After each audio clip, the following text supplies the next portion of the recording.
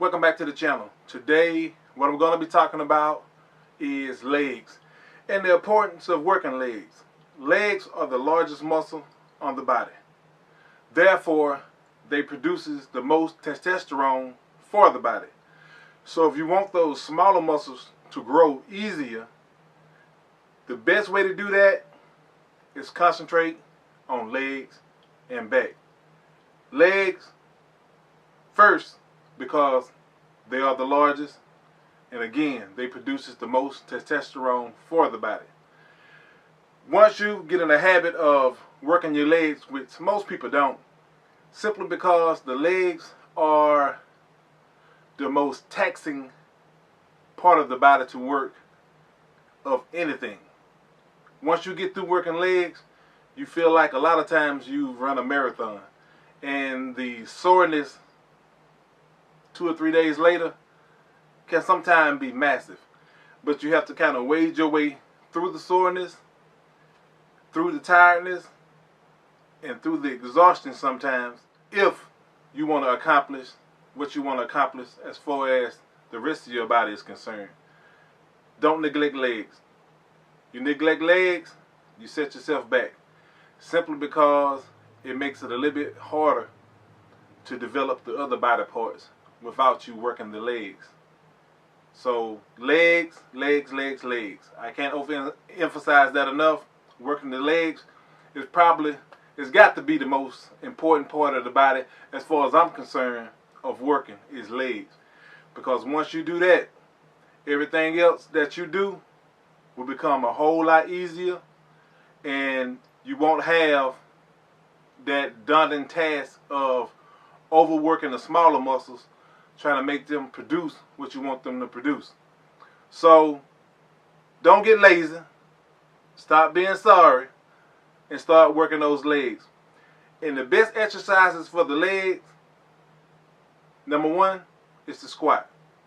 Squats are mandatory when it comes down to legs. If you got some type of back issue and you're not able to work legs, try the leg presses, would be the second one. Leg extensions and leg curls bring out the detail as far as the legs are concerned. Also, stiff-legged deadlifts, and that's more or less like a mass building exercise, but it also hits the lower back. So, in my opinion, they always saying, deep squats, butt dragging the ground or whatever. Now, if you want a big behind, then you go below parallel if you want a big butt, because that's what's going to end up happening when you start going below parallel. It's going to take your glute muscles to help push you back up to the top. So I'm not one for having a bigger butt or more muscular butt or whatever, because I'm not in that bodybuilding type thing to even be worrying about that kind of stuff. But if you want to incorporate your glutes, go below parallel and come back up, because it's going to take your glutes and your hamstrings to push you back up once you go below parallel. But to get optimum stress on the quads, right before parallel is where you want to go.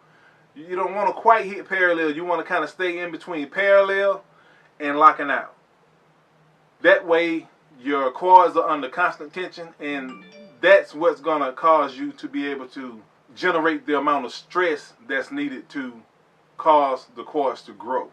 So right before parallel and right before lockout, you want to stay within that range right there, and that's going to give you the most tension on your legs. Now again, not many people are going to do that. A lot of them are going to go for the easier body parts as far as the arms and chest. That's most people. That's what they end up developing the most. The show me muscles, the arms and chest, and they kind of look lopsided and out of balance. So we don't want you to look like that. So please, if you want to develop the best body you can, start with legs.